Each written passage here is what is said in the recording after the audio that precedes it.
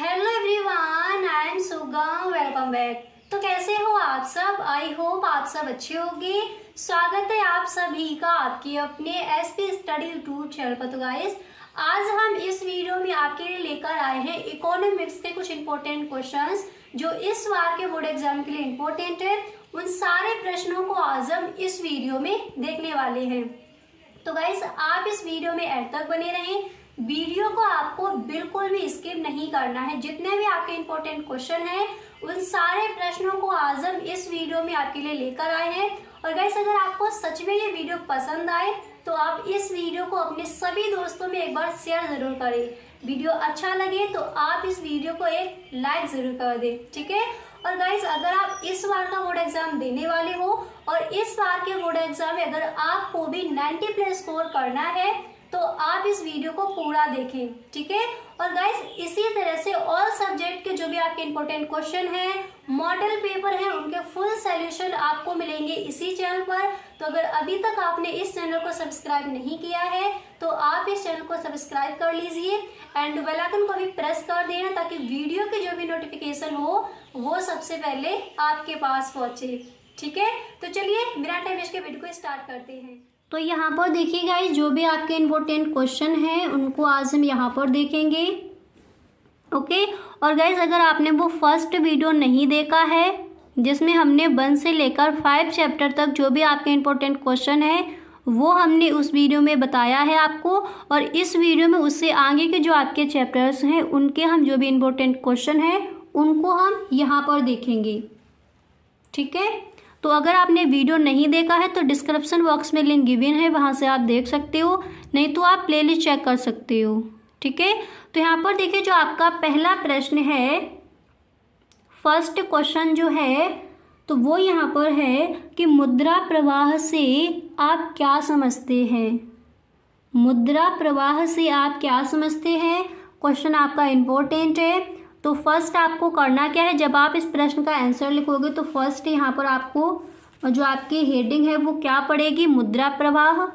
Heading डालने के बाद आप लिखोगे कि परिवार फर्मों को सेवाएं प्रदान करते हैं और बदले में मुद्रा के रूप में पारिश्रमिक प्राप्त करते हैं। इसी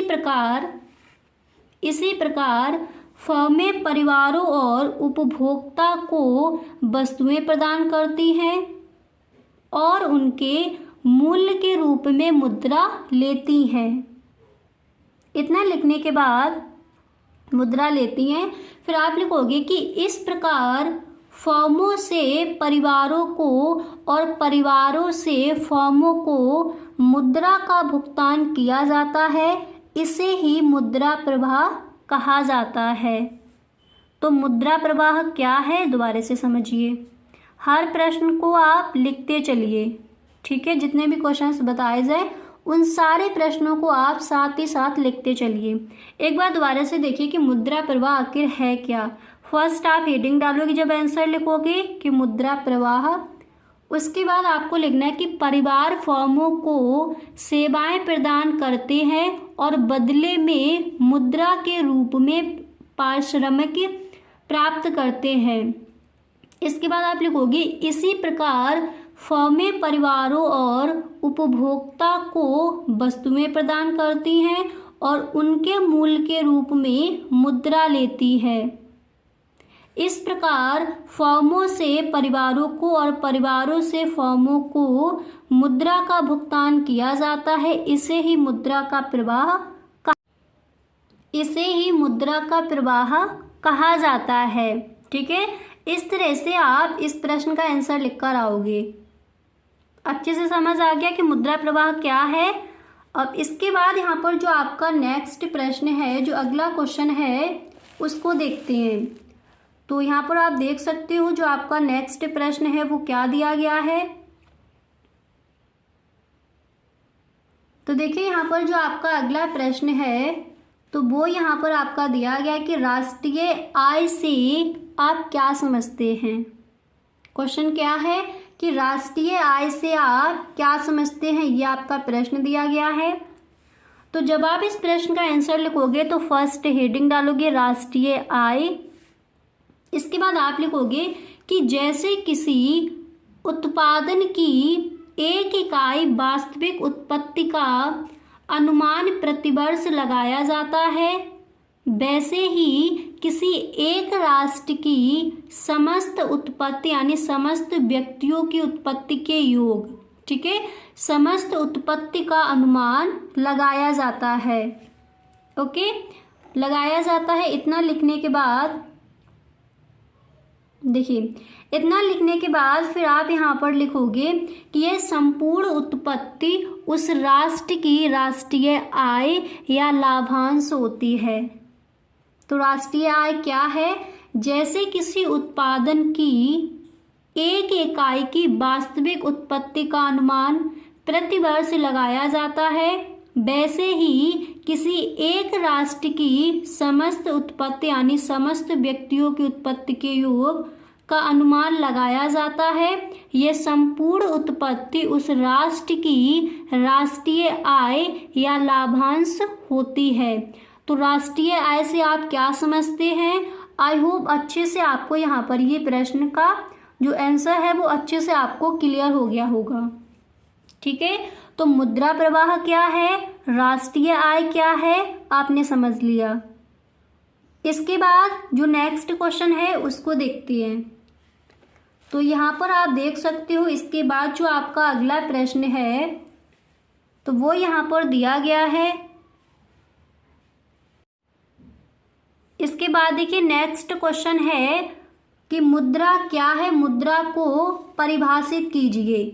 ठीक है, तो फर्स्ट आपको यहाँ पर हेडिंग डाली है मुद्रा, फिर आप इसका आंसर लिखोगे कि मुद्रा एक ऐसी वस्तु है जो समाज में विनिमय के माध्यम, मूल्य के मापन, स्थगित भुगतानों के मान तथा मूल्य के संचय के माध्यम के रूप में स्वतंत्र, विस्तृत तथा सामान्य रूप से लोगों के द्वारा स्वीकार की जाती है। तो मुद्रा क्या है, इसकी मुद्रा क्या है, मुद्रा को परिभाषित कीजिए यानी इसकी परिभाषा दीजिए। तो आप इस प्रश्न का आंसर इस तरह से लिखोगे कि मुद्रा एक ऐसी वस्तु है जो समाज में विनिमय के माध्यम, मूल्य के मापन, स्थगित भुगतानों के मान तथा मूल्य के संचय के माध्यम के रूप में स्वतंत्र, विस्तृत तथा सामान्य रूप से लोगों के द्वारा स्वीकार की जाती है। ठीक है, तो मुद्रा क्या है, इस तरह से आप इस प्रश्न का आंसर लिखोगे। अब इसके बाद यहाँ पर जो आपका नेक्स्ट प्रश्न है वो क्या है उसको देख लीजिए।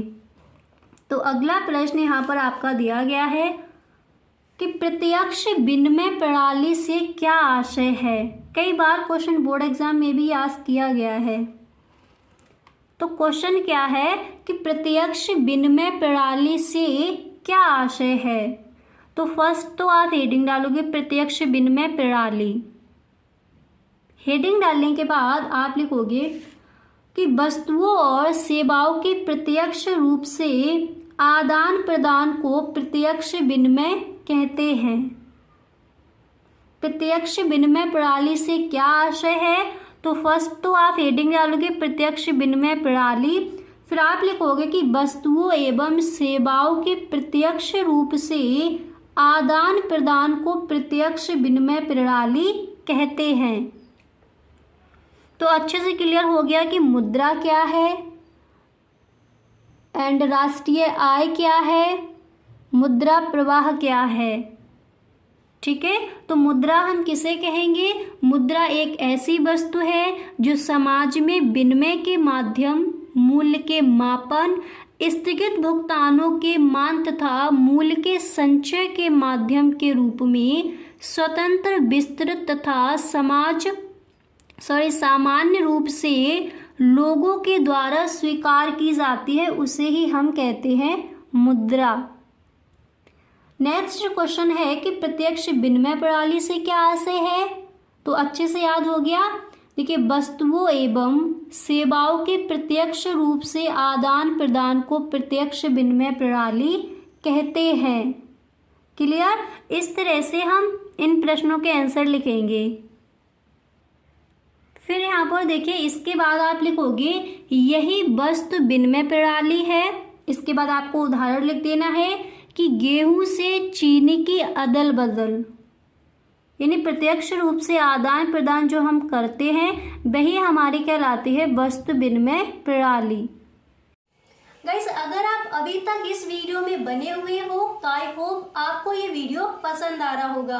अगर सच में ये वीडियो आपको अच्छा लग रहा है तो आप इस वीडियो को एक लाइक जरूर कर दें, और यदि आप इस चैनल पर पहली बार आए हो तो इस चैनल को सब्सक्राइब कर लेना एंड बेल आइकन को भी प्रेस कर देना ताकि वीडियो की जो भी नोटिफिकेशन हो वो सबसे पहले आपके पास पहुंचे। अब इसके बाद यहाँ पर जो आपका अगला क्वेश्चन है तो वो दिया गया है कि उपभोग सीमांत प्रवृत्ति क्या होती है। तो फर्स्ट अब यहाँ पर देखिए तो आपको यहाँ पर फर्स्ट हेडिंग डालनी है उपभोग सीमांत प्रवृत्ति। ठीक है, तो फर्स्ट यहाँ पर हेडिंग डालने के बाद फिर आप लिखोगे कि आय में वृद्धि या कमी और उपभोग में वृद्धि या कमी के अनुपात को उपभोग सीमांत प्रवृत्ति यानी MPC कहते हैं। ठीक है, तो सीमांत उपभोग प्रवृत्ति क्या है एक बार दोबारा से देख लीजिए। फर्स्ट आपको करना क्या है, यहाँ पर पहले तो आप हेडिंग डालोगे उपभोग सीमांत प्रवृत्ति। इसके बाद आप लिखोगे कि आय में वृद्धि या कमी और उपभोग में वृद्धि या कमी के अनुपात को उपभोग सीमांत प्रवृत्ति यानी MPC कहते हैं। इतना करने के बाद फिर आप ब्लैक पेन से लिखोगे सूत्रानुसार यानी सूत्र के रूप में। फिर यहाँ पर देखिए सूत्र के रूप में आपको इस तरह से लिखना है, इस तरह से लिखोगे कि सीमांत उपभोग प्रवृत्ति बराबर उपभोग में वृद्धि अपॉन आय में वृद्धि। ठीक है, यहाँ पर इस तरह से आप लिख दोगे कि MPC बराबर। तो गाइस, कैसा लगा वीडियो? आई होप ये वीडियो आपको पसंद आया होगा। अगर सच में ये वीडियो आपको अच्छा लगा है तो please tell me in the comment box. Okay, और गाइस अगर अभी तक आपने चैनल सब्सक्राइब नहीं किया है तो प्लीज आप इस चैनल को सब्सक्राइब कर लीजिए। Okay, thank you so much.